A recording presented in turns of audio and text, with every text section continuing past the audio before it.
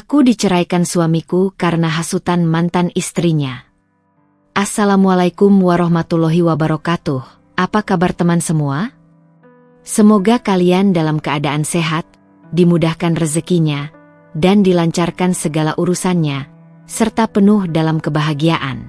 Sebelum masuk ke cerita jangan lupa bantu like, komen, dan subscribe ya. Hujan rintik-rintik turun membasahi atap rumah tua berdinding kayu tempat aku tinggal sejak kecil. Di luar sana, langit menggantung kelabu seolah ikut merasakan getir yang diam-diam sering kubendung di dada. Namaku Citra, usiaku 25 tahun, dan selama ini aku hidup sederhana bersama ibu di sudut desa yang nyaris dilupakan waktu. Ayah meninggal ketika aku baru menginjak bangku SMA. Meninggalkan kami hanya dengan kenangan dan sepetak warung kecil yang tak seberapa hasilnya. Aku tak pernah mengeluh. Setiap pagi aku membuka warung yang menjual kebutuhan pokok, gorengan, dan kopi sachet. Siang hingga sore, aku menjahit pakaian pesanan warga desa.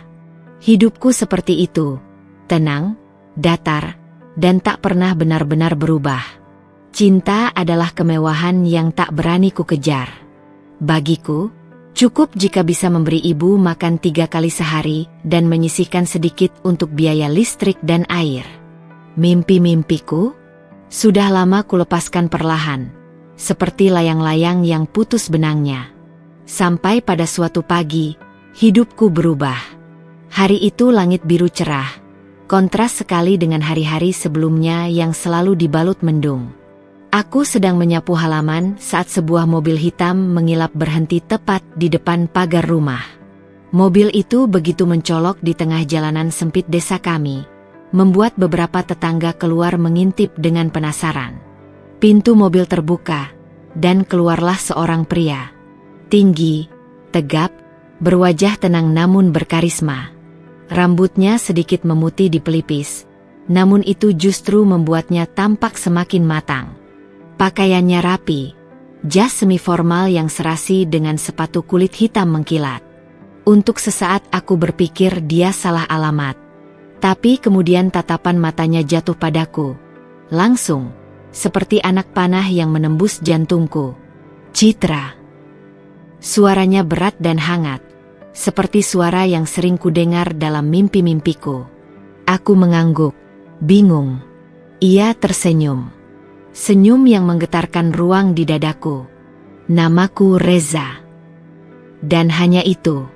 Seperti sebuah mantra, hanya menyebut namanya saja sudah membuat dunia seakan berhenti berputar.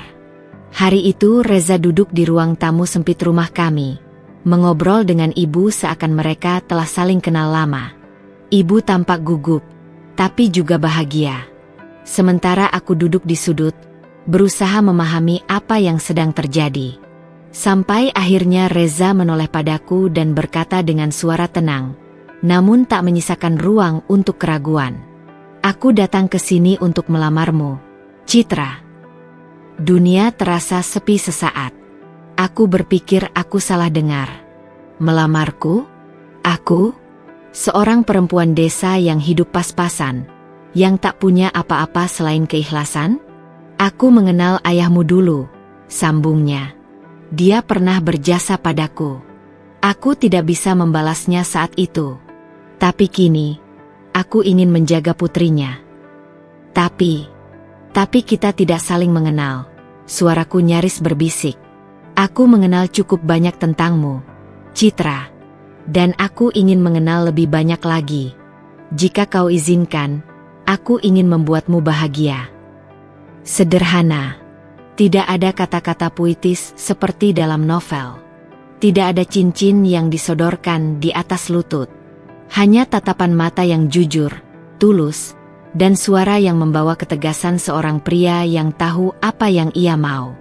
Dalam seminggu, aku sudah menjadi istri dari Reza. Hidupku berpindah dari rumah kayu di desa ke rumah mewah di kota. Dari dapur sempit yang penuh bau minyak jelantah ke dapur bersih beraroma kopi Arabica. Seperti dongeng, aku yang dulu hanya gadis penjual gorengan, kini tinggal di rumah bertingkat 3 dengan kamar luas, lemari penuh baju mahal, dan pelayan yang memanggilku, Bu Citra, dengan penuh hormat. Tapi yang paling membuatku sulit percaya adalah Reza.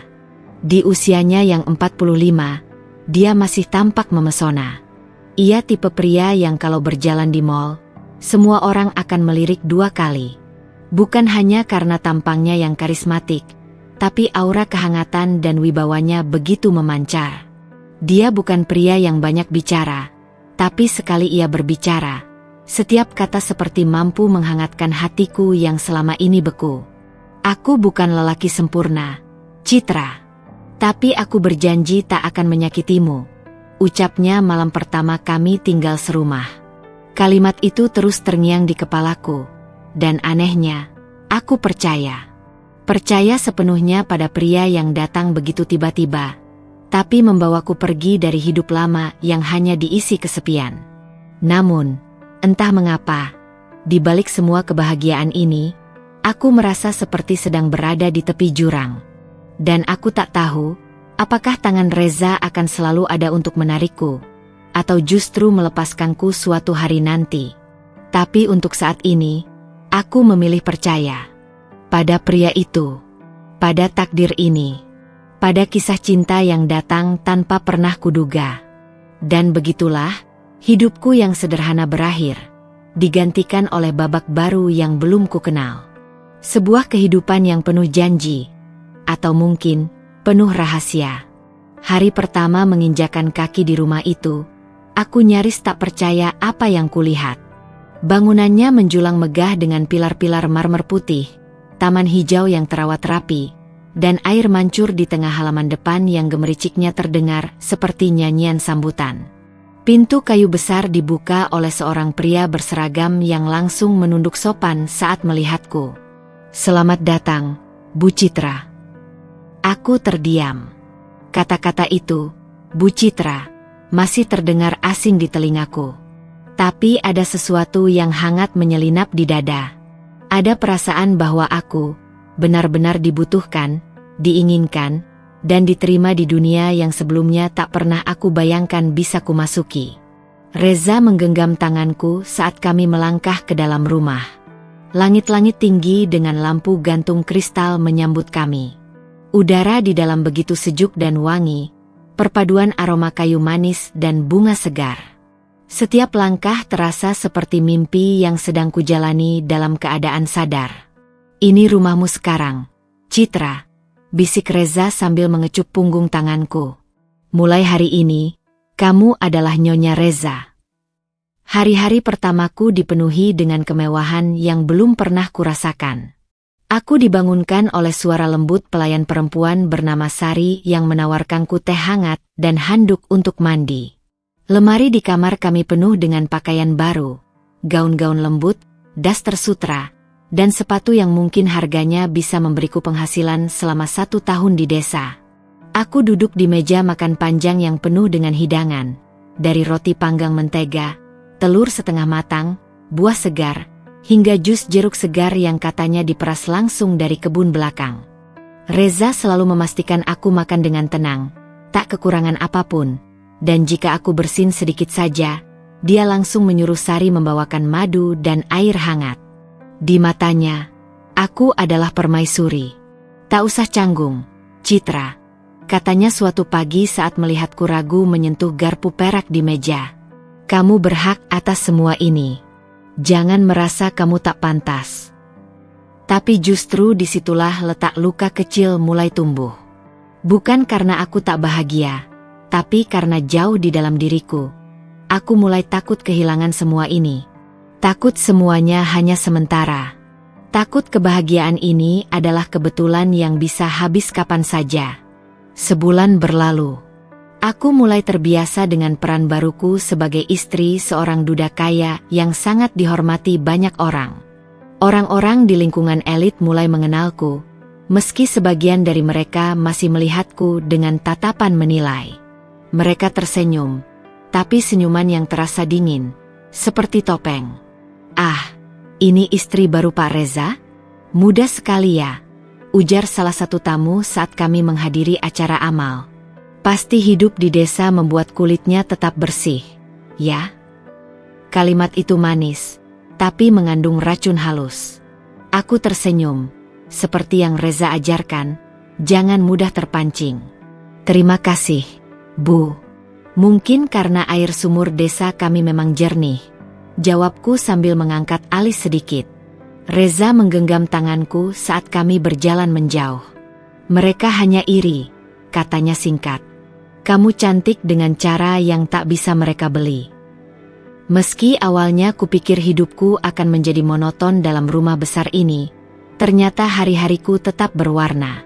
Reza memberiku ruang untuk berkembang. Dia tak pernah melarangku membaca buku, belajar memasak hidangan baru dari chef pribadi kami. Bahkan dia membelikanku perlengkapan menjahit karena tahu aku suka menjahit sejak kecil. Aku ingin kamu tetap menjadi dirimu, Citra. Jangan berubah hanya karena lingkungan kita sekarang, ucapnya. Aku pun mulai belajar banyak hal baru, beradaptasi dengan gaya hidup kelas atas, berbicara lebih percaya diri, hingga mengenakan sepatu hak tinggi tanpa terjatuh. Tapi tetap saja, hatiku tetap Citra yang dulu, gadis desa yang diajak Reza pergi, entah menuju surga, atau menuju badai yang tak kutahu. Malam-malam kami tenang. Reza bukan tipe pria yang romantis dengan kata-kata, tapi perbuatannya selalu penuh perhatian. Ia sering pulang membawa bunga mawar putih, katanya, melambangkan ketulusan. Kadang dia membacakan berita sambil memelukku di balkon, atau sekadar duduk bersamaku menikmati kopi tanpa suara, karena kehadiran kami satu sama lain sudah cukup. Namun, ada satu ruangan di rumah itu yang selalu terkunci. Di ujung koridor lantai 2, ada sebuah pintu kayu gelap yang tak pernah dibuka. Aku pernah bertanya, tapi Reza hanya menjawab singkat, itu ruang kerja lamaku. Sudah tak terpakai. Tapi firasatku berkata lain. Beberapa kali saat aku melintas di depannya, aku merasa seperti didengar. Seperti ada sesuatu di balik pintu itu yang menunggu untuk ditemukan. Dan anehnya, setiap kali aku menatap pintu itu terlalu lama, Reza tiba-tiba muncul entah dari mana dan mengajakku pergi. Seolah dia menyembunyikan sesuatu. Meskipun ada tanda tanya yang menggantung, aku masih mencintainya.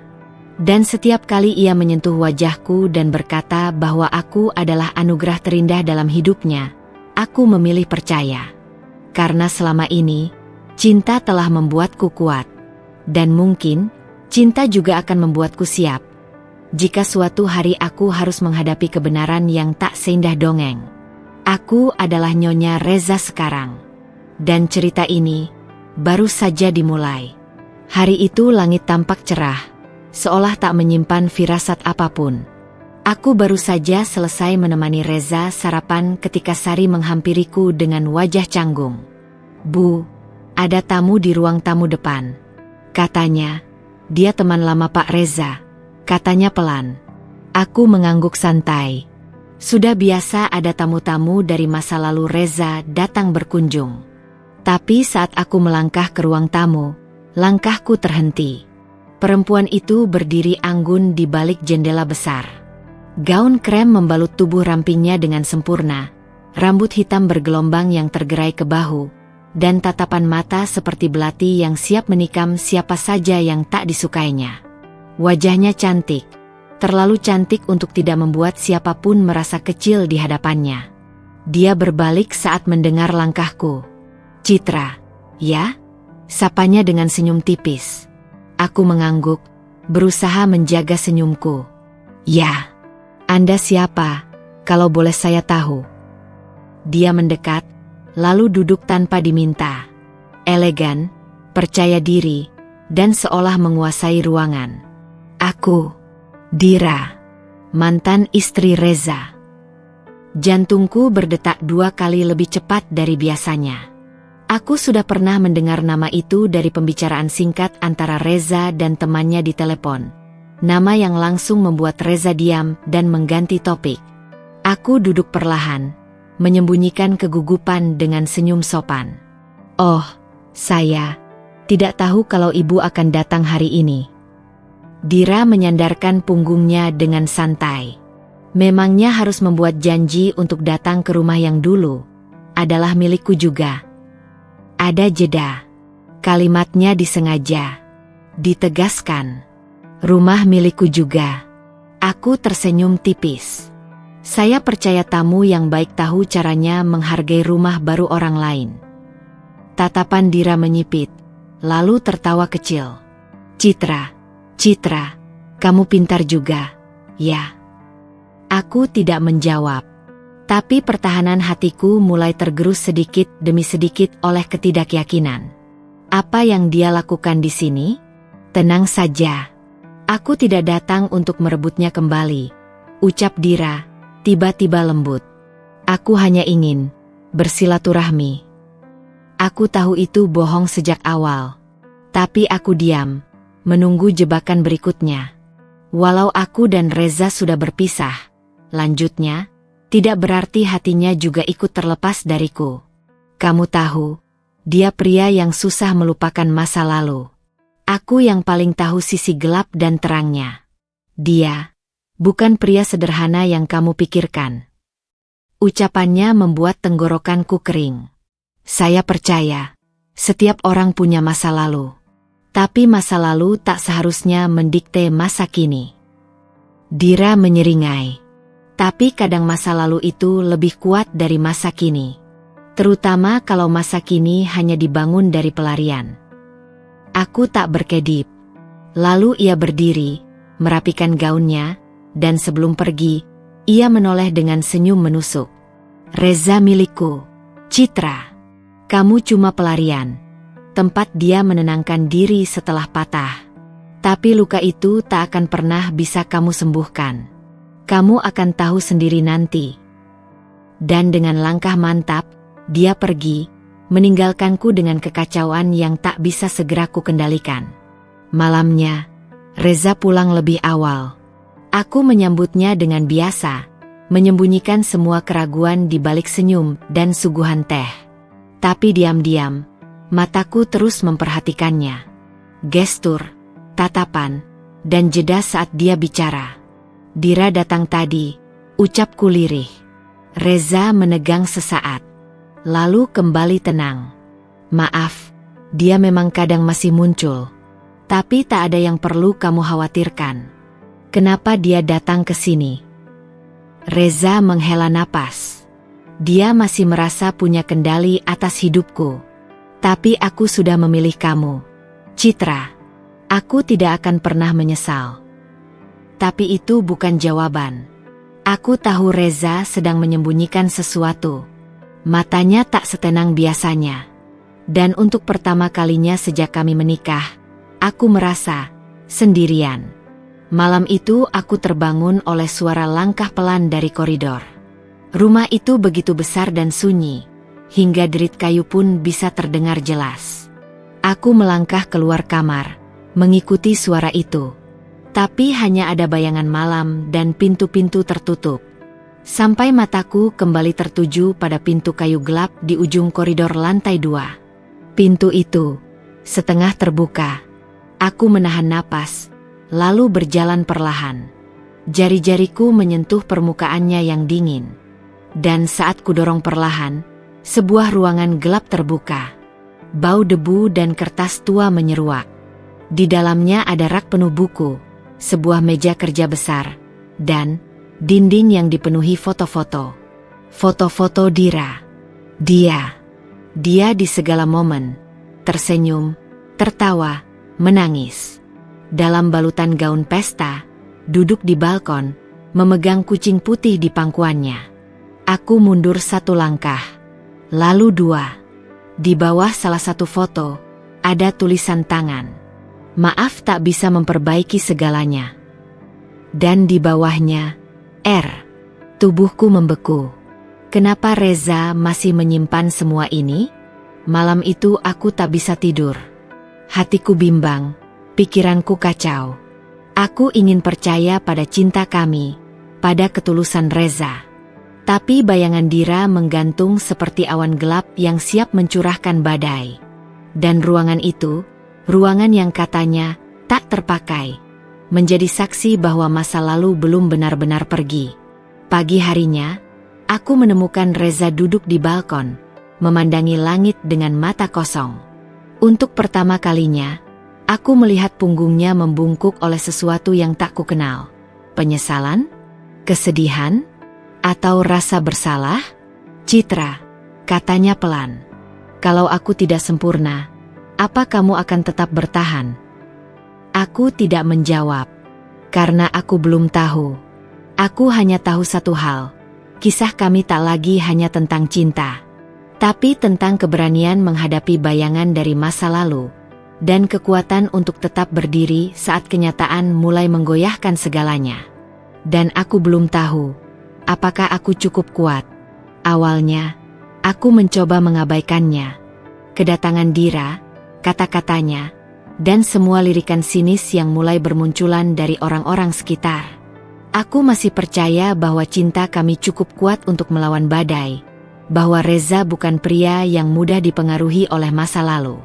Tapi ternyata, keyakinan itu perlahan retak.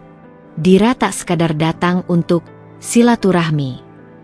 Ia datang membawa satu hal, kehancuran yang tersusun rapi. Awalnya hanya bisik-bisik kecil. Dari pembantu, dari sopir, dari teman-teman arisan yang dulu memuji kecantikanku, kini mulai mengangkat alis saat melihatku. Katanya Citra dulu punya kekasih gelap sebelum nikah ya. Ah, masa? Yang benar aja, itu anak dalam kandungannya. Mirip siapa coba? Aku mendengar semuanya. Dari balik pintu kamar mandi, dari ujung lorong, dari panggilan telepon yang tak sengaja terjawab. Dan semakin aku diam, semakin tajam bisik itu berubah menjadi tuduhan yang menyakitkan. Aku melihat perubahan itu mulai meresap ke dalam rumah kami, ke dalam pernikahan kami. Reza tak lagi seterbuka dulu. Ia mulai jarang menyentuh pipiku sebelum tidur. Mulai sibuk membaca koran di pagi hari tanpa bertanya bagaimana tidurku semalam. Kadang, ia pulang lebih larut, dan saat kutanya, ia hanya menjawab, "Ada urusan." Dulu, dia tak pernah lupa menggenggam tanganku saat kami berjalan bersama. Kini, jemarinya menggenggam udara. Sampai suatu sore, semua ledakan itu pecah di ruang makan. Aku baru saja meletakkan sup di atas meja ketika Reza berkata dengan nada pelan tapi menggetarkan, "Citra, kamu kenal seorang pria bernama Rio?" Sendok di tanganku hampir jatuh. Aku menatapnya, tak mengerti. "Rio? Siapa?" "Seorang pria dari masa lalumu. Mantanmu, mungkin." Tatapannya menusuk, tajam, tidak seperti Reza yang aku kenal. Dira bilang, "Kamu masih menjalin hubungan dengannya." Dadaku langsung sesak. Itu bohong. Aku bahkan tak tahu siapa Rio. Reza diam, tapi tak juga membantah tuduhan itu. Dan itulah yang paling menyakitkan. "Jadi kamu lebih percaya kata-kata mantan istrimu daripada aku? Istrimu sekarang?" tanyaku, suara mulai bergetar. Reza menghela napas, berdiri, membelakangi aku. "Bukan masalah percaya atau tidak, Citra. Ini tentang kehati-hatian." "Kehati-hatian?" Aku tertawa getir. "Kau menikahiku dengan keyakinan, dengan janji bahwa masa lalumu tak akan menjadi hantu di antara kita. Tapi sekarang, kamu mencurigai aku hanya karena Dira menanamkan racun." Ia berbalik. "Citra," dia menunjukkan bukti. Foto-foto, pesan singkat, semuanya seolah mengarah padamu. "Foto apa? Pesan dari siapa? Kau tak pernah bertanya langsung padaku." Jeritku, air mata mulai jatuh. Reza tak menjawab. Diamnya seperti dinding dingin yang tak bisa kutembus. Dan untuk pertama kalinya sejak kami menikah, aku merasa bukan lagi bagian dari rumah ini. Aku seperti tamu yang tak diundang, ditoleransi hanya karena status, bukan cinta. Beberapa hari kemudian, rumor yang ditebar Dira menjadi lebih kejam. Bahwa aku menikahi Reza hanya demi harta. Bahwa aku sengaja hamil agar mendapatkan warisan.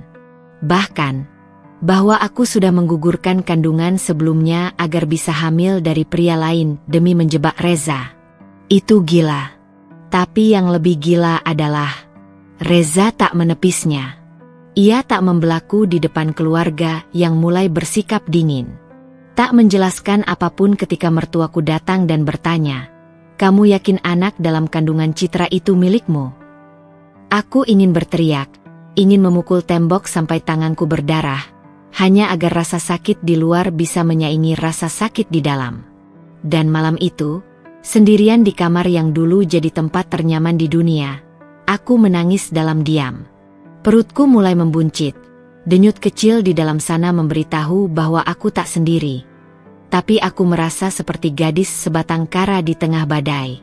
"Aku ingin melindungimu, Nak," bisikku sambil mengelus perutku. "Tapi bahkan ayahmu pun mulai meragukan kita." Suatu hari, aku mencoba mengajak Reza bicara. Kali ini, aku tak bisa lagi diam. Aku menemuinya di ruang kerja, menatap matanya dengan luka yang tak bisa kusimpan sendiri. "Kalau kau tak percaya lagi padaku, katakan. Kalau semua omongan Dira membuatmu ragu, aku akan pergi. Tapi aku tak akan membiarkan anak ini tumbuh dalam rumah yang dibangun di atas curiga dan fitnah." Reza menatapku. Kali ini, ada goyah di matanya. "Citra, cinta tak bisa hidup tanpa kepercayaan," lanjutku, air mataku mengalir. "Dan aku lelah harus membuktikan sesuatu yang tak pernah aku lakukan. Kalau kau mencintaiku, buktikan. Kalau tidak, lepaskan aku sekarang juga." Lalu keheningan. Sunyi yang mematikan. Aku berbalik, tak sanggup lagi berdiri di sana. Tapi sebelum aku melangkah keluar, Reza berkata, pelan, seperti gumaman dari luka yang dalam, "Kalau kamu berbohong, aku akan hancur, Citra.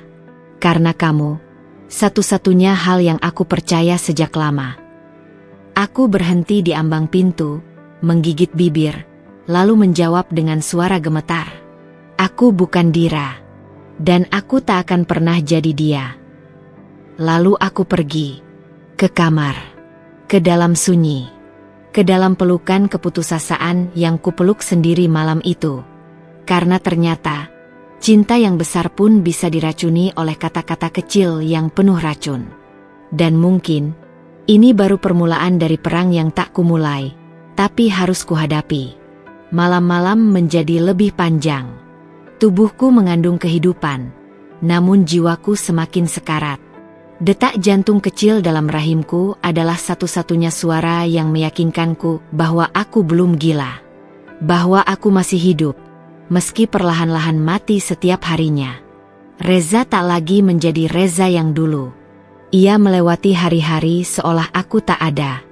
Meja makan yang dulu penuh tawa kini hanya menyisakan bunyi sendok dan garpu yang menyentuh piring. Tatapan hangatnya telah digantikan oleh pandangan kosong, nyaris dingin. Bahkan ketika aku duduk di sebelahnya dan mencoba menggenggam tangannya, ia hanya menariknya perlahan, seolah sentuhanku adalah kesalahan. Dan Dira semakin leluasa. Entah dengan alasan apa, ia datang nyaris setiap hari. Kadang membawa kue, kadang pura-pura ingin menjenguk kandunganku, kadang menanyakan kabar Reza dengan cara yang tak seharusnya dilakukan oleh seorang mantan. Dan yang paling menyakitkan, Reza membiarkannya. Tidak hanya membiarkannya, kadang mereka duduk berdua di ruang tamu, tertawa kecil atas sesuatu yang tidak ku mengerti, seolah aku hanyalah orang luar yang kebetulan tinggal di rumah ini. Aku ingin menjerit, tapi rahimku bergetar setiap kali emosiku melonjak.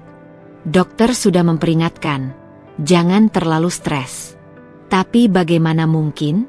Pernah suatu malam aku mendengar Dira berkata lirih ketika hendak pulang. "Kamu tahu, Za? Aku masih ingat betul caramu menyentuh perutku dulu. Waktu anak kita masih di dalam rahim. Aku rindu." Aku menunggu Reza menjawab dengan penolakan. Dengan kemarahan. Tapi yang kudengar hanya keheningan. Dan itu lebih menyakitkan dari ribuan hinaan. 3 malam berturut-turut aku mimpi buruk. Dalam mimpi itu, aku berdiri di tengah rumah megah ini, sendirian. Semua pintu tertutup. Semua lampu padam. Lalu kudengar suara bayi menangis, memanggilku. Tapi ketika kutemukan si kecil itu, ia menggigil kedinginan. Tak punya siapa-siapa. Tak ada Reza. Tak ada siapapun. Aku terbangun dengan peluh membanjiri punggungku dan air mata membasahi pipiku. Dan ketika aku memeluk perutku yang mulai membesar, aku berkata lirih, "Kamu kuat, ya, nak? Jangan pergi. Mama akan lindungi kamu, walau semuanya meninggalkan kita." Pagi itu, aku mendapati Dira sedang menyusun bunga di vas ruang tamu. Aku berdiri di depan pintu, mencoba bersabar. Tapi kehamilan membuat emosiku tak stabil.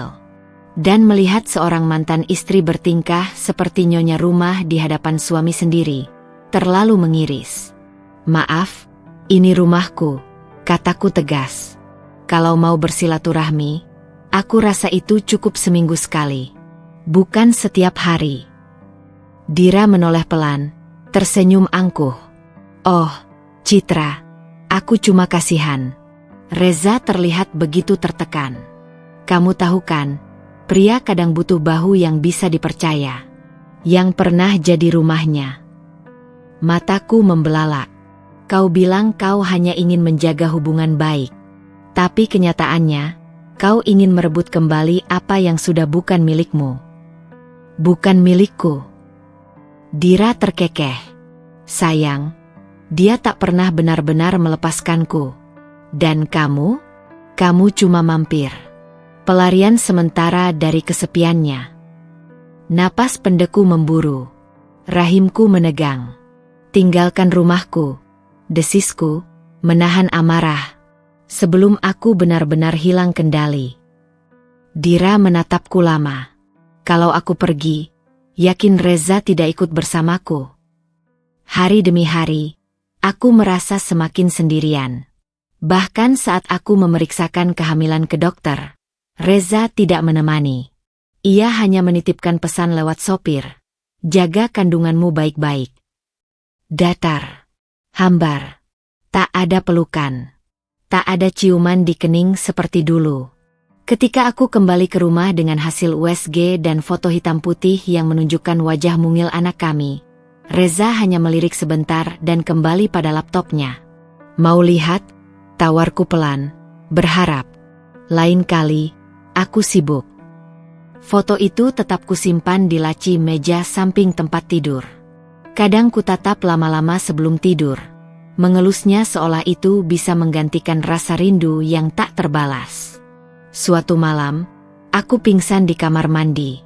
Kepalaku terbentur dinding, dan untuk sesaat, aku merasa seperti terjatuh ke dalam lubang yang dalam, gelap, dan sunyi. Ketika terbangun di rumah sakit, wajah Reza ada di sana. Tapi kali ini aku tidak merasa tenang.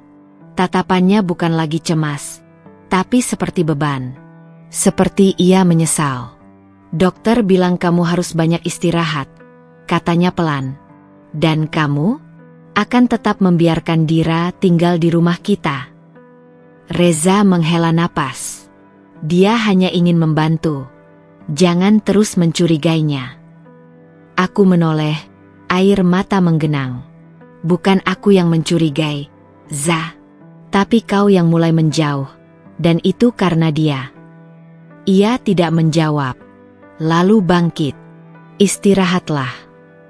Dan ia pergi, meninggalkan aku sendiri lagi.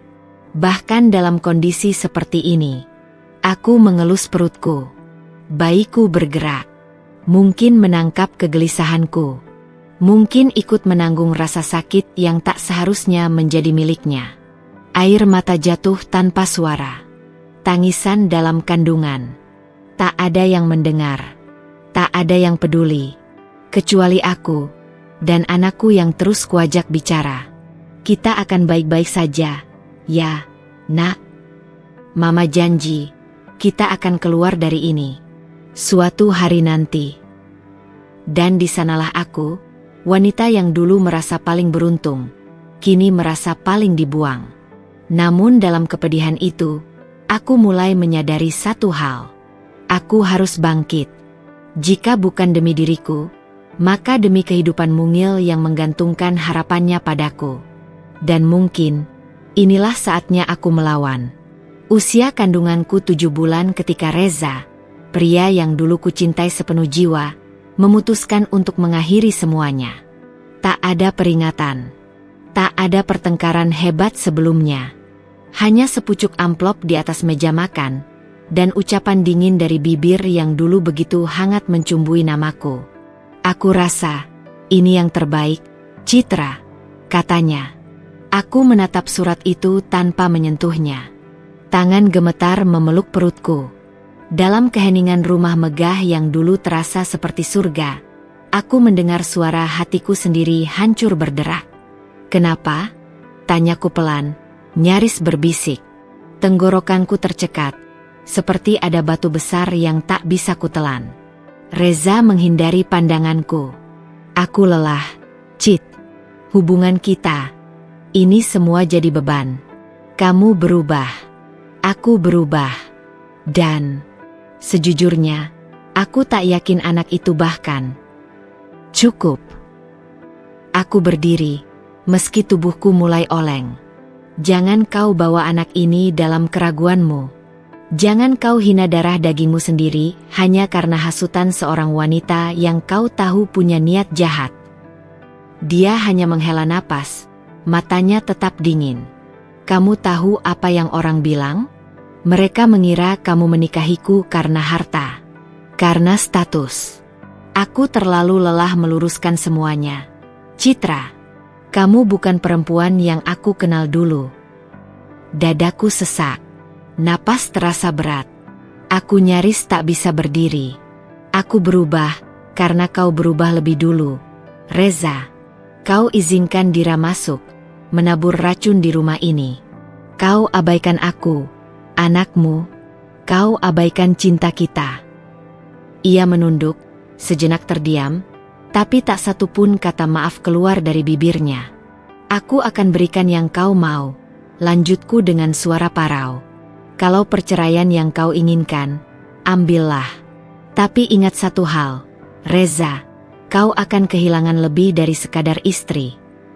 Aku berjalan tertatih ke kamar, mengemasi pakaian sambil menahan tangis. 1 koper. Hanya itu yang kupunya dari rumah sebesar ini. Tak ada harta yang kubawa. Hanya keperihan dan anak yang terus bergerak dalam perutku, seolah bertanya, apa yang sedang terjadi? Mama. Sebelum keluar, aku sempat menoleh ke arah Reza yang masih berdiri mematung. Kau tahu, Za, pernah suatu malam aku memimpikan kita duduk bersama, menimang bayi ini, memberinya nama. Tapi ternyata, mimpi itu cuma bagian dari tidurku, bukan kenyataan hidup kita. Dan aku melangkah pergi, keluar dari rumah megah yang dulu kusebut rumah, kini terasa seperti neraka. Malam itu aku menginap di rumah kontrakan milik seorang teman lama. Sempit, dingin, dan tak ada AC seperti di rumah Reza. Tapi anehnya, tempat itu membuatku bisa bernapas lebih lega. Aku duduk bersandar di dinding yang lembab, memeluk perutku erat-erat, dan untuk pertama kalinya, aku menangis sesenggukan seperti anak kecil. Tangisku bukan hanya karena kehilangan cinta, tapi karena dikhianati, diragukan, dan ditinggalkan di saat paling rapuh dalam hidupku. Maafkan Mama, Nak, bisikku. Mama gagal membuat Papa percaya. Mama gagal menjaga rumah tangga kita. Tapi di sela tangis itu, aku rasakan tendangan kecil dari perutku. Lembut, seolah mengatakan, aku di sini. Ma, jangan menyerah. Dan saat itu aku tahu, meski dunia menjatuhkanku, aku masih punya satu alasan untuk tetap berdiri, bayi ini. Hari-hari setelahnya bukanlah hal yang mudah. Setiap langkah penuh luka. Perutku semakin berat, tubuhku lelah, tapi aku harus mencari nafkah. Aku tak bisa terus bergantung pada belas kasihan teman. Aku mulai menjahit baju secara daring, memanfaatkan mesin jahit tua peninggalan ibu. Kadang, aku menjual kue buatan sendiri secara online. Pendapatan tak seberapa, tapi cukup untuk beli beras dan membayar listrik. Kadang aku menangis di tengah malam. Kadang aku bicara sendiri sambil mengelus perut, menghibur bayi yang belum lahir seperti sedang menghibur diriku sendiri. Tidak ada Reza, tidak ada Dira, tidak ada siapapun. Tapi ada aku, ada anakku, dan ada Tuhan yang mungkin belum meninggalkanku. Satu sore, saat aku berjalan dari warung membawa belanjaan, aku melihat berita online yang membuat jantungku terhenti sesaat. Pengusaha Reza Dwi Prasetya digosipkan kembali dekat dengan mantan istrinya, Dira Haris. Foto itu jelas. Mereka berdampingan, tersenyum, sempurna. Seperti pasangan bahagia. Tangan kiriku memegang tas plastik. Tangan kananku memeluk perut. Air mata jatuh lagi, bukan karena iri, tapi karena tak percaya. Ternyata, aku benar-benar tak pernah punya tempat di hati pria itu. Malamnya aku duduk di tepi ranjang sempit, menatap langit-langit. Hampa. Aku tidak tahu apa yang akan terjadi setelah ini. Tapi aku tahu satu hal. Aku sudah dicerai, dituduh, dibuang saat membawa nyawa baru dalam tubuhku. Dan jika aku bisa bertahan dari semua itu, aku bisa menghadapi apapun. Aku bukan lagi Citra yang sama. Aku bukan wanita lemah yang menunggu belas kasih. Aku adalah ibu. Aku adalah pejuang. Dan di antara tangis dan harapan yang mulai pupus, aku berbisik lagi.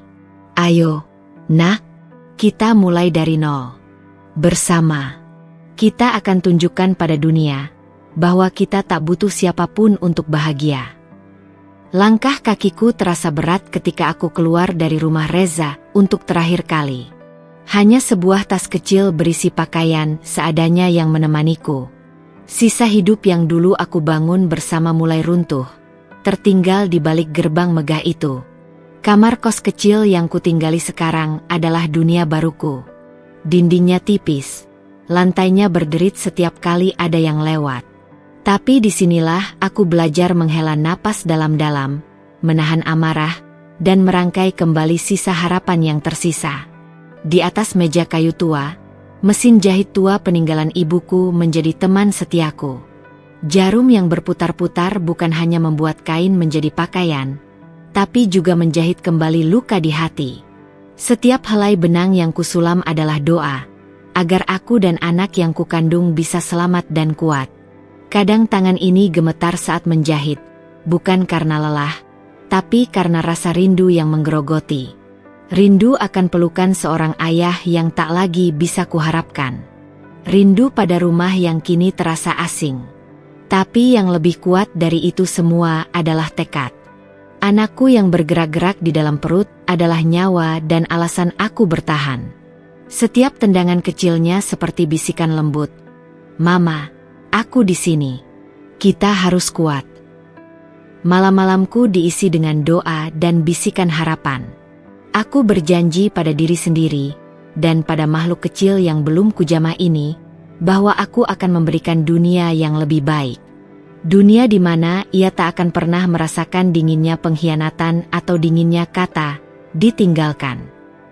Mencari nafkah dengan jahitan adalah perjuangan. Pelanggan tak selalu datang, pesanan sering terlambat, dan uang kadang hanya cukup untuk makan seadanya. Tapi aku menolak menyerah. Waktu terasa begitu lambat, bahkan berjalan mundur saat aku memikirkan masa depan anakku. Aku harus bekerja 2 kali lebih keras daripada perempuan lain yang tak berbeban seperti aku. Aku harus melawan rasa sakit dan letih, sementara tubuh ini terus berubah dan membengkak. Di tengah perjuangan itu, ada satu hal yang selalu membuatku bertahan. Tatapan penuh harap yang kuimajinasikan dari wajah bayi yang akan lahir dari rahimku. Aku sering membayangkan namanya, membayangkan ia tumbuh dengan senyum yang tulus, tanpa pernah tahu betapa getirnya awal hidupnya. Suatu sore, saat aku tengah menjahit sebuah baju, Aku terpaku pada suara pintu kos yang terbuka. Seorang wanita muda masuk dengan langkah tergesa. "Citra," suara itu lembut, namun penuh kekhawatiran. Aku menoleh dan melihat sahabat lama, Rina, yang dulu pernah menjadi teman dekatku sebelum semuanya berubah. "Kau di sini? Aku sudah cari-cari kemana-mana," katanya sambil mengulurkan tangan yang membawa sebuah kantong plastik. "Aku bawa makanan dan susu buatmu," lanjutnya. "Aku tahu kau pasti butuh ini, dan aku ingin kau tahu, kau nggak sendiri." Aku menatapnya dengan mata berkaca-kaca. Entah bagaimana, kehadiran Rina seperti angin segar yang menghapus debu keputusasaan dari hatiku. "Tolong, jangan biarkan aku jatuh lebih dalam, Rin." Suaraku nyaris pecah. Ia merangkulku, menenangkan, seolah mengirimkan kekuatan lewat pelukan itu. Hari-hariku mulai berubah perlahan. Dukungan kecil seperti dari Rina membuat beban terasa lebih ringan. Aku belajar membagi cerita, walau hanya sedikit, dengan mereka yang peduli. Aku juga mulai menulis jurnal. Menuliskan setiap harapan, setiap ketakutan, dan setiap perjalanan dari luka menuju pemulihan. Kata-kata itu menjadi pelampiasan sekaligus kekuatan. Namun, rasa sakit dan kesedihan bukanlah sesuatu yang mudah hilang. Di setiap malam sunyi, aku menangis. Bukan hanya untuk diriku sendiri, tapi juga untuk anak yang belum lahir. Untuk masa depan yang belum pasti. Aku tahu perjuangan ini masih panjang, dan aku harus mempersiapkan diri untuk babak baru kehidupan. Di usia kandungan 8 bulan, aku mulai menata rencana untuk melahirkan. Aku mencari klinik yang ramah ibu dan anak, belajar teknik pernapasan, dan membaca buku tentang menjadi ibu tunggal. Meski kesendirian ini menakutkan, aku mencoba menguatkan hati. Aku berbicara pada perutku, memberitahu bahwa aku akan melakukan yang terbaik. "Ini hanya permulaan, Nak. Kita akan melangkah bersama dari awal yang baru." Dan saat aku mengucapkan kalimat itu, sebuah tendangan kecil membalas, seolah menyetujui janji itu. Aku sadar, hidupku sudah berubah. Tapi aku tak ingin menyerah. Meski harus melewati luka dan air mata, aku percaya bahwa ada cahaya yang menunggu di ujung jalan. Cahaya yang akan menyinari aku dan anakku, membawa kami menuju kebahagiaan yang sesungguhnya. Aku bukan lagi wanita yang dulu mudah menyerah pada nasib. Aku adalah Citra, ibu, pejuang, dan aku siap hidup dari awal lagi. Ruangan klinik kecil itu sunyi dan sepi, jauh dari kemegahan rumah yang dulu pernah kusebut rumah. Hanya ada suara deru napas dan detak jantung bayi yang berjuang keluar ke dunia. Aku menggenggam tangan perawat yang setia mendampingiku, merasakan setiap kontraksi seperti gelombang badai yang menghantam tubuhku. Tidak ada Reza. Tidak ada sosok pria yang kukira akan selalu di sampingku, memegang tanganku, menguatkanku. Hanya ada aku, perempuan yang tengah melahirkan dalam kesendirian. Sakitnya bukan hanya fisik, tapi juga batin. Air mata mengalir tanpa kuasa kuhentikan, campuran antara rasa takut, kesepian, dan harapan yang tak pernah padam. Aku berdoa, memohon kekuatan, dan berjanji pada diriku sendiri bahwa aku akan menjadi ibu yang kuat, tak peduli betapa kerasnya dunia ini. Tarik napas dalam. "Citra, kamu bisa." Suara perawat itu lembut, mengalirkan kekuatan yang kuperlukan. Setelah perjuangan panjang yang terasa seperti melawan segala batas tubuh dan jiwa, akhirnya tangisan itu pecah. Suara mungil, nyaring, menembus kesunyian ruangan. Itu adalah suara hidup. Suara harapan. Aku memeluk bayi kecil yang baru saja datang ke dunia ini dengan tangan gemetar. Wajahnya merah, tubuhnya kecil, namun hatiku dipenuhi oleh cinta yang tak terukur. "Kau kuat, Nak," bisikku sambil mengusap rambut halus di kepalanya. "Kau kuat seperti ibumu." Aku memberinya nama Haris, yang berarti penjaga. Aku ingin dia kelak menjadi penjaga hatiku, penjaga hidupku, dan mungkin juga penjaga kebahagiaan kami yang akan kami bangun bersama. Malam-malam pertama setelah kelahiran adalah masa yang paling berat. Haris menangis. Aku tak pernah benar-benar tidur. Tubuhku masih lemah, tapi jiwaku harus tetap tegar. Setiap suapan, setiap sentuhan kecil antara aku dan Haris terasa seperti keajaiban yang menguatkan. Aku belajar mengenal ritme bayi, mendengarkan detak jantungnya, menenangkan tangisnya. Di tengah lelah yang membelenggu, aku temukan kedamaian dalam pelukan kecil ini. Meskipun aku harus menjalani semuanya sendiri, tanpa kehadiran ayah yang kuharapkan, aku tahu aku tidak boleh menyerah. Aku adalah ibu tunggal, ya. Tapi aku tak sendiri. Aku dan Haris. Kami berdua. Sementara dunia luar terus berputar, aku menyadari bahwa kisahku bukan lagi tentang kehilangan, melainkan tentang membangun kembali, tentang menciptakan masa depan yang baru dari puing-puing masa lalu. Aku mulai menulis surat untuk Haris, surat tentang harapan, tentang cinta, tentang keberanian. Surat yang suatu hari nanti akan kubacakan kepadanya ketika ia sudah cukup besar untuk mengerti. Aku mungkin bukan ibu yang sempurna, Nak, tapi aku janji akan selalu ada untukmu, menjaga dan melindungimu, sekuat tenaga. Tulisku. Kehidupan kami sederhana, tapi penuh cinta. Meskipun tanpa Reza, aku merasa lengkap dengan kehadiran Haris di sampingku. Di hari-hari yang penuh perjuangan itu, aku juga mulai membuka lembaran baru dalam karir kecilku. Jahitan-jahitan yang dulu hanya sekadar cara bertahan hidup, kini menjadi harapan yang nyata. Aku menerima pesanan lebih banyak, belajar memasarkan produk secara online, dan membangun reputasi yang pelan-pelan mulai dikenal.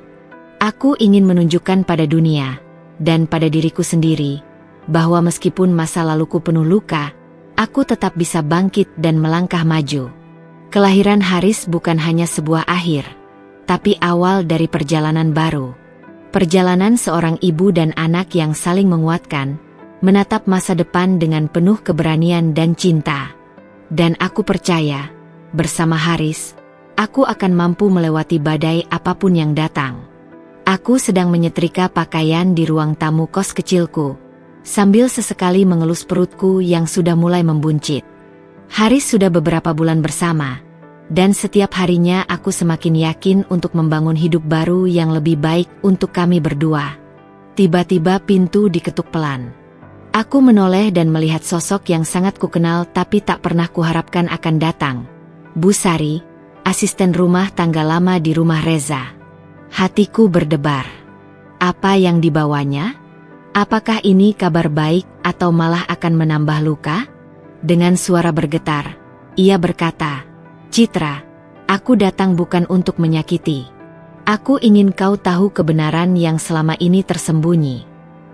Aku mengajak Bu Sari duduk. Tatapannya serius, namun ada kepedihan yang jelas terpancar. "Dira, dia bukan seperti yang kau kira. Semua fitnah yang dia lemparkan tentangmu, semua tuduhan itu hanya cara dia memanipulasi Reza dan keluarganya. Dia memanfaatkan Reza untuk mendapatkan kembali kendali atas harta dan bisnisnya," ucap Bu Sari pelan. Jantungku seakan terhenti sejenak. Dia sengaja membuatmu terlihat buruk, menciptakan masalah agar Reza menjauhimu. Semua itu rekayasa. Dira tahu bahwa kalau Reza tetap bersamamu, dia kehilangan segalanya, lanjutnya. Air mataku mulai mengalir. Betapa dalam luka yang kujalani selama ini ternyata bukan karena kesalahanku. Aku korban dari tipu daya dan ambisi orang lain. Aku tahu kau sudah lama menderita sendirian. Tapi sekarang kau harus tahu bahwa Reza sebenarnya tidak sepenuhnya mengerti apa yang terjadi, Bu Sari menambahkan. Aku mencoba memberitahu, tapi aku takut dipecat atau bahkan lebih buruk. Malam itu, aku termenung lama setelah Bu Sari pergi. Kata-katanya bergema di kepala, mengaduk-aduk emosi yang selama ini kupendam. Aku sadar, selama ini aku berjuang sendirian melawan bayangan fitnah dan kesalahpahaman yang dibuat oleh Dira. Tapi yang lebih menyakitkan adalah Reza, pria yang dulu kukira akan selalu melindungiku, ternyata mudah terbawa arus kebohongan. Namun aku tak mau menyerah pada kesedihan ini. Aku harus melawan, bukan untuk membalas dendam, tapi untuk membersihkan namaku dan masa depan anakku. Keesokan harinya, aku mulai mengumpulkan keberanian. Dengan bantuan Bu Sari, aku mulai menghubungi beberapa orang yang pernah dekat dengan Reza dan Dira. Aku mendengar cerita-cerita yang menguatkan bahwa Dira memang sudah lama berusaha merebut harta Reza dengan berbagai cara licik. Aku juga mulai menulis surat terbuka yang kuharap suatu hari bisa kuberikan kepada Reza saat ia sudah siap mendengar kebenaran. Surat itu berisi tentang perjuanganku, tentang luka yang kujalani tanpa sebab, dan tentang cinta yang pernah kami miliki sebelum semuanya dirusak oleh kebohongan. Aku menulis dengan air mata, tapi juga dengan keberanian yang baru tumbuh. Di saat yang sama, aku tahu aku harus lebih fokus pada Haris dan usaha kecilku. Kebenaran yang terungkap ini bukan akhir, tapi awal dari babak baru dalam hidupku. Aku berjanji pada diri sendiri, tidak akan membiarkan masa lalu menentukan masa depan. Aku siap menghadapi segala risiko, karena kini aku punya alasan yang lebih besar untuk berjuang. Haris, anakku yang adalah harapan dan kebanggaanku. Kebenaran yang terlambat datang memang pahit, tapi juga membebaskan. Dan aku yakin, suatu saat nanti, Reza akan mengerti. Pintu rumah kontrakanku diketuk dengan pelan. Aku tak mengharapkan tamu, apalagi seseorang dari masa lalu yang pernah begitu kupercaya. Namun ketika kulihat sosok itu berdiri di depan pintu, jantungku langsung berdetak kencang. Reza. Matanya merah, bibirnya bergetar menahan air mata. Tidak ada kata-kata yang mampu menggambarkan kerinduan, penyesalan, dan rasa bersalah yang terpancar jelas dari wajahnya. Citra, aku tahu aku sudah terlambat. Aku tak punya hak lagi untuk minta maaf atau meminta sesuatu darimu. Suaranya pecah, penuh emosi. Tapi aku ingin melihat Haris. Anak kita. Aku terdiam, menatap pria yang dulu pernah menjadi segalanya. Luka yang dalam masih menganga, tapi suara hatiku berkata untuk memberikan kesempatan kecil itu. Baiklah, jawabku akhirnya, mencoba menahan gemuruh perasaan yang berkecamuk. Ketika Reza pertama kali melihat Haris, pandangannya berubah. Matanya tak kuasa menyembunyikan getar haru dan penyesalan. Haris kecil, yang tak tahu apapun tentang masa lalu, menatap pria itu dengan mata polosnya. Reza mencoba tersenyum, meraih tangan mungil anak kami, seolah mencari pengampunan melalui sentuhan itu. Namun aku tetap berdiri di belakang, menyembunyikan luka yang belum sembuh. Bagiku, pertemuan itu bukan sekadar soal kehadiran seorang ayah, tapi juga ujian atas kekuatan hatiku yang sedang diuji. Reza memohon kesempatan kedua, berjanji akan berubah dan menjadi ayah yang baik. Aku mendengarkan dengan hati yang penuh keraguan, karena luka yang pernah ia sebabkan bukan mudah untuk dilenyapkan begitu saja. Aku tahu aku menyakitimu. Aku bodoh dan buta waktu itu. Tapi aku benar-benar ingin memperbaiki semuanya. Untukmu dan Haris, katanya sambil menunduk. Air mataku tumpah lagi. Aku ingin percaya, aku ingin memaafkan. Tapi aku tahu, memaafkan bukan berarti melupakan. Reza, aku sudah lelah menangis dan berharap, jawabku pelan. Tapi ini bukan hanya tentang kita. Ini tentang masa depan Haris. Aku butuh waktu. Aku butuh bukti, bukan hanya janji. Hari-hari berikutnya, Reza mencoba membuktikan niatnya. Ia datang dengan sabar, membawa mainan untuk Haris, membantu ketika aku sedang lelah, dan perlahan membangun hubungan yang dulu pernah kami miliki. Namun aku tetap waspada. Aku tak ingin hatiku terluka lagi. Aku ingin memastikan bahwa ini bukan sekadar penyesalan yang datang terlambat, tapi perubahan yang tulus dan abadi. Malam itu, saat Haris tertidur pulas di pangkuanku, aku merenung dalam kesunyian. perjalanan panjangku belum berakhir. Tapi untuk pertama kalinya setelah lama, ada secercah harapan yang mulai menyinari hati. Aku sadar, kebahagiaan bukan hanya soal tanpa luka, tapi tentang bagaimana aku dan Haris bisa terus melangkah bersama, melewati semua badai. Dan jika Reza benar-benar berubah, mungkin kebahagiaan itu bisa kami raih bersama. Hari-hari berlalu dengan perlahan, membawa ujian yang tak mudah bagi hati yang dulu terluka.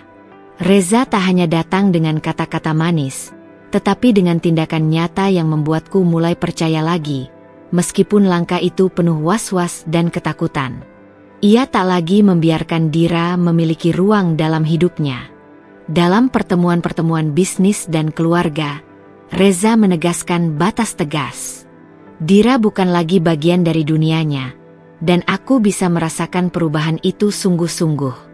Malam demi malam, Reza datang ke rumah kontrakanku, bukan sebagai pria kaya dengan segala kemewahan yang dulu kuhindari, tapi sebagai sosok yang tulus ingin memperbaiki segalanya.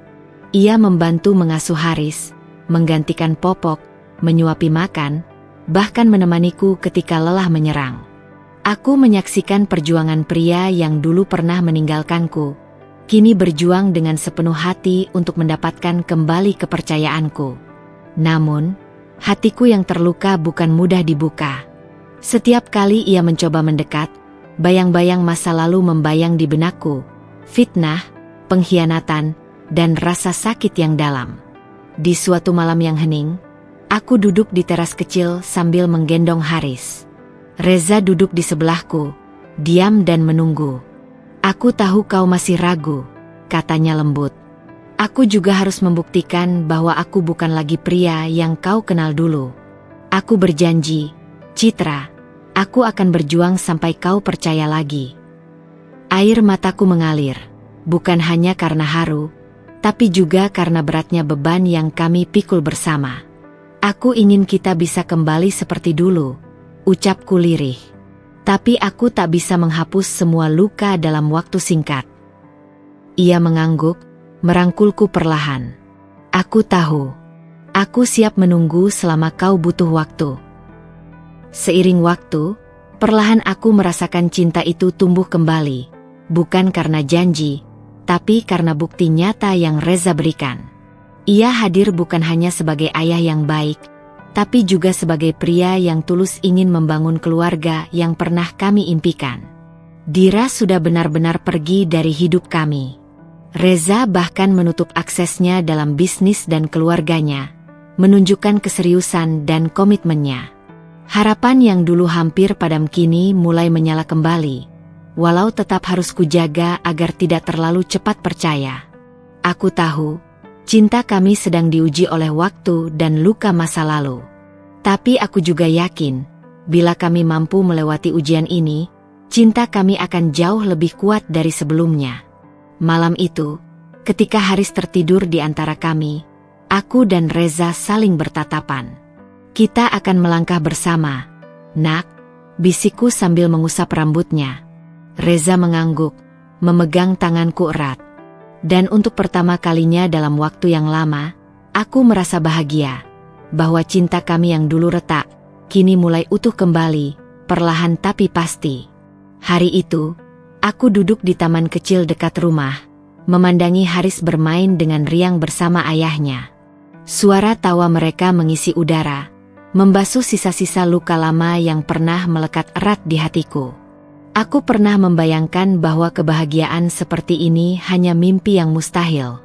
Namun kini, kenyataan membuktikan bahwa luka bisa sembuh, dan cinta bisa tumbuh kembali, lebih kuat dari sebelumnya. Reza bukan lagi pria yang dulu meninggalkanku dengan hati penuh kebencian dan salah paham. Ia telah berubah, bukan sekadar karena penyesalan, tapi karena tekad dan cinta yang tulus. Aku membuka hatiku bukan karena kasihan, tapi karena aku tahu bahwa lelaki di hadapanku adalah pria yang sama yang dulu mencintaiku, yang siap berdiri bersama menghadapi segala badai. Kami membangun keluarga baru, bukan dari kesempurnaan, tapi dari luka yang kami sembuhkan bersama. Dari air mata yang dulu tumpah, kini tumbuh harapan dan kebahagiaan. Haris, dengan senyuman polosnya, menjadi pengikat kami, alasan utama untuk terus memperbaiki diri dan menjaga cinta yang baru saja ditemukan kembali. Aku memandang Reza, lalu menggenggam tangannya erat. Dia membalas dengan tatapan penuh kehangatan dan janji tanpa kata. Kita akan baik-baik saja, bisikku. Dan dengan yakin, ia mengangguk. Kebahagiaan kami mungkin sederhana, tapi ia terasa begitu utuh dan bermakna. Di pelukan inilah, aku tahu aku telah menemukan rumah sejati, tempat di mana cinta, pengampunan, dan harapan bersatu.